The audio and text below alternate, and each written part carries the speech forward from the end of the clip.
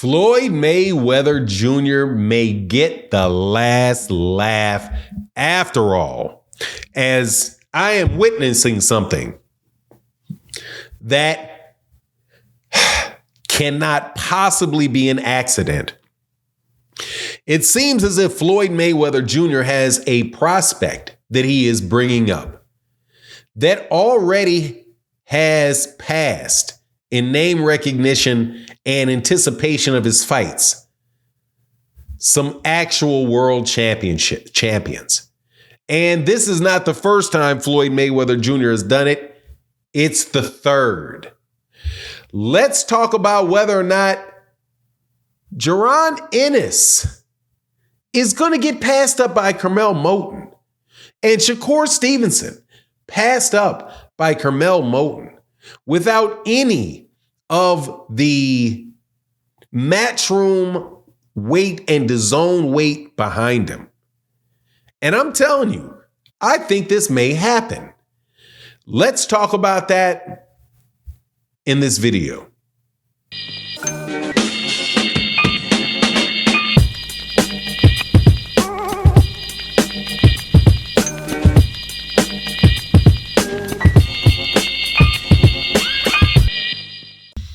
All right, welcome back to the channel. It's your boy Fanon, and in this video, shout out to everybody. Thank y'all for supporting the channel. Thank y'all for coming back and talking to me. I'm amazed at Floyd Mayweather Jr. Gotta tell you, he had a pay-per-view fight that took place last Saturday in Mexico against John Gotti III. And on the undercard, the reason that I bought the fight was Curmel Moten, who is a 130 pounder at the time, maybe a 100 and may wind up fighting at 135 pounds, who was ranked by Gervonta Davis's trainer, Kenny Ellis, after the fight as the number 10 lightweight in the world, even though Kenny Ellis called him Camel Moten, still gave him a lot of credit. Now,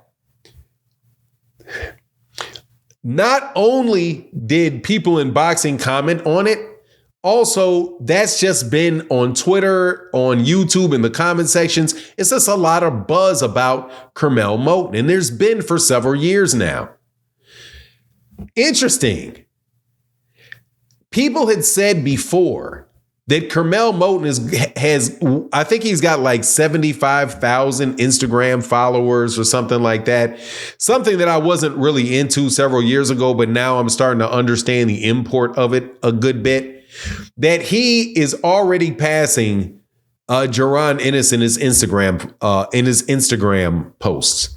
Now, obviously, I'm not comparing the two as fighters, even though they both look like super spectacular fighters. It's just one is a lot younger than the other. Jaron is 26, 27. He's the IBF world champion, got his first title defense in as a world champion. He's got 30 fights. I think he's got 30, maybe 31 fights. Curmel Moten is still fighting. I think he's still fighting. He just got to 8 rounders that he's fighting. So developmentally, they're not the same thing. So I'm not talking about them as fighters, but I am talking about them as far as name recognition and pushing up to being like a very big draw in boxing. And I think that Curmel Moten is on a path that's more likely to reach that than Jaron Ennis is and Shakur Stevenson is, because Curmel is going with somebody that has done it before. Floyd did it with himself. Floyd also did it with Gervonta. And it looks like Curmel could very well be on his way to doing that. And I just don't know if Curmel has like I don't think Curmel had the actual ground on the feet, feet on the ground, boots on the ground type of support that Gervonta Davis had, which led to Gervonta Davis being where Gervonta Davis is. But still, very, very, very impressive. And Floyd may get the last laugh on this because, like, many people are saying, yeah, man, Floyd got showed up by Curmel Moten on that card. But Floyd, this is not the first time that Floyd has done that. Floyd has had a card and put Gervonta Davis as the co-main event on that card. I do believe this fight, Curmel Moton was very close to the top of that card. He may have been like the third fight from the last of that card. That's a big deal for Curmel. That's a big deal for Curmel Moton. So, he did that in a way to promote Curmel Moton by using the weight that he has. And this is what I think the difference is between Floyd and, say, Eddie Hearn, especially as it comes into the United States. Floyd was, I think the first boxer that really took off during the social media era. Shout out to Blood Boxing. He always makes that point about Floyd and how Floyd really blew up because of social media. Floyd Mayweather, however, he blew up through social media in large part. I don't have any doubt about that. However, he grew up in the get in a car and hand out flyers type of promotional background is where he came from. Right. Because he turned pro in the 1990s. He had been, I think, the 96 Olympics and the social media and that stuff really didn't take off until, 10 years later. So he comes from that just, literally having like a Rolodex of people as a way to envision it that, to reach out to that will come and support your fights. Right? Versus doing it just over the internet, which leads to what? It leads to like actual physical, real support for the people that Floyd Mayweather can call on.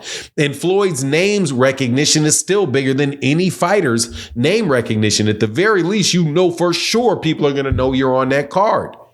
So him doing it with Gervonta, now him doing it with Curmel, I wouldn't be surprised, man, if you're not looking up at Mayweather Promotions in a couple of years and saying, hey, man, shoot, they got another one. What do you like? What happened with Oscar De La Hoya and Canelo? Oscar De La Hoya had one big name fighter paying most of the bills for Golden Boy Promotions.